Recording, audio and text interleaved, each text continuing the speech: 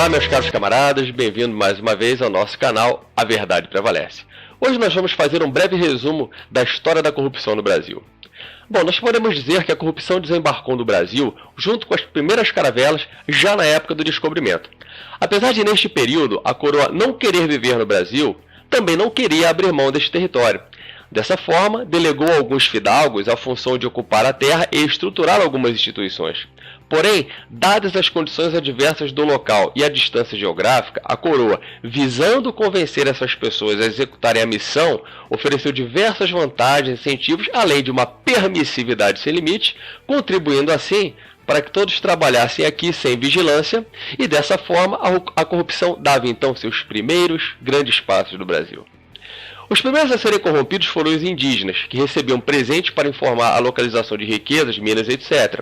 O problema é que na maioria das vezes eles eram escravizados ou até mesmo mortos. Dando andamento a essa prática, ao longo do período colonial, os casos mais frequentes de corrupção foram em relação aos funcionários da coroa, responsáveis por avaliar as situações de contrabando e outras transgressões, mas que acabavam se envolvendo nessas mesmas rotinas ilícitas, praticando comércio ilegal de produtos brasileiros como pau-brasil, especiarias, tabaco, ouro e diamante. Um outro ponto forte em relação à corrupção no período colonial foi referente à utilização de mão de obra escrava. Mesmo com a proibição do tráfico de escravos, em determinado período, as autoridades responsáveis por coibir a prática recebiam subornos e propinas, deixando dessa forma o tráfico fluir livremente. A partir da independência e o posterior advento da República, a corrupção entrou no campo eleitoral e também nas concessões públicas. Além das trocas de favores e oferecimento de vagas, o alistamento de eleitores era feito a partir de critérios diversificados, pois somente quem possuísse uma determinada renda mínima poderia participar do processo. A aceitação dos futuros eleitores dava-se a partir de uma listagem elaborada e examinada por uma comissão que também julgava os casos declarados suspeitos. Tudo isso propiciava diversos tipos de negociações que favoreciam determinados candidatos. Em relação às concessões, havia a cobrança de propina para que se destinasse a um ou a outro grupo determinada área de atuação ou serviço para exploração. Dois exemplos clássicos foram o Visconde de Mauá, que recebeu licença para a exploração do cabo submarino, e o outro foi a concessão da iluminação a gás na Joia do Rio de Janeiro para uma companhia inglesa, esta última em troca de 120 mil libras. Já no século XX, tivemos dois casos clássicos em relação à política. Em 1930, Getúlio Vargas tomou posse como presidente, mesmo tendo menos votos que seu adversário Júlio Prestes, em função de uma reviravolta sob acusação de fraude eleitoral e também apoiado pela Revolução de 1930. O outro caso famoso do político foi o do político paulista Adhemar de Barros, conhecido por fazer inúmeras obras sob o lema "Rouba, mas faz". Me lembra um cara mais recente, é um tal de Maluf, mas deixa pra lá, vamos falar do Adhemar agora, né?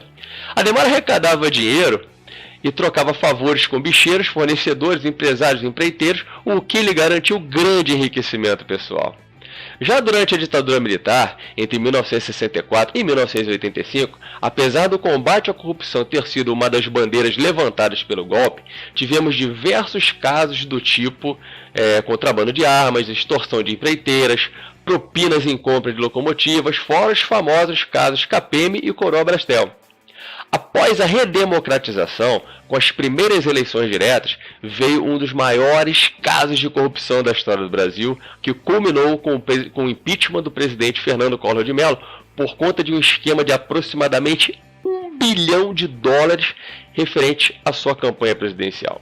Além disso, fechamos a década de 90 com o governo FHC, envolvido, por exemplo, nos escândalos de corrupção e tráfico de influências no contrato de US$ 1,4 bilhão para a criação do Sistema de Vigilância da Amazônia, o CIVAM, assim como a falcatrua no pagamento de títulos no Departamento de Estradas de Rodagem, o DNR, onde os beneficiados pela fraude pagavam 25% do valor desses precatórios para a quadrilha que comandava o esquema, resultando num prejuízo à União de quase 3 bilhões de reais. Bom, hoje nós vivemos uma situação institucionalizada de corrupção, pois o que antes já existia em altas quantias, hoje permanece, porém de modo profundamente enraizado em todo o Estado brasileiro. Foi apontado inicialmente no Mensalão e hoje, por conta dos primeiros escândalos na Petrobras, está havendo uma verdadeira devassa na classe política pela Operação Lava Jato, com o envolvimento de praticamente todas as empreiteiras do país e, mais recentemente, com a divulgação de aproximadamente 200 nomes de políticos relacionados com o esquema de recebimento de propinas. Isso traz um profundo comprometimento em todo o nosso Congresso Nacional, principalmente por termos envolvidos o presidente da Câmara dos Deputados, o presidente do Senado, o ex-presidente da República e os principais nomes da oposição.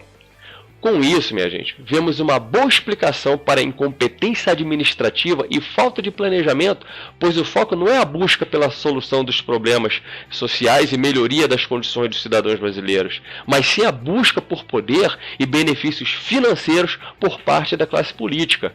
A corrupção tão disseminada e enraizada nos três poderes impede que se faça hoje uma boa e planejada administração do país.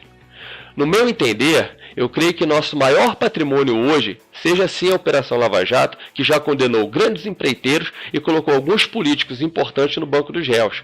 Porém, é importante que tal processo seja conduzido de forma imparcial, abrangendo e condenando todos os envolvidos, independente de vertente política ou partidária.